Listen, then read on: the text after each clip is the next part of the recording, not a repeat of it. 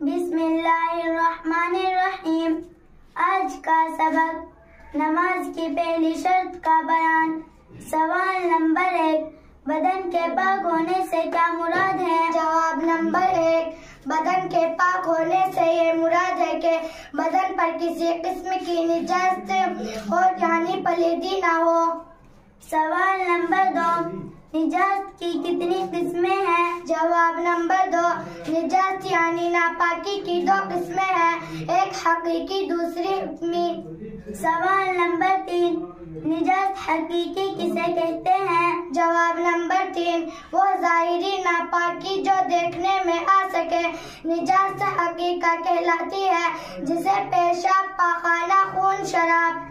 سوال نمبر 4، نجاست حکمی کسے کہتے ہیں؟ جواب نمبر 4، وہ ناپاکی جو شریعت کے حکم سے ثابت ہو مگر دیکھنے میں نہ آ سکے نجاست حکمیہ کہلاتی ہے، جسے بے وضو ہونا، غسل کی حاجت ہونا۔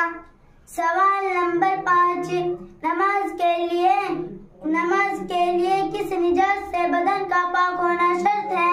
جواب نمبر 5، دونوں قسم کی نجاست سے بدن کا پاک ہونا ضروری ہے۔ سوال نمبر 6، نجاست حکمی کی کتنی قسمیں ہیں؟ جواب نمبر 6، 2 قسمیں ہیں، ایک چھوٹی نجاست حکمیہ، اسے حدثی اصغر کہتے ہیں، اور دوسری بڑی نجاست حکمیہ، اسے حدثی اکبر اور غیابت کہتے ہیں۔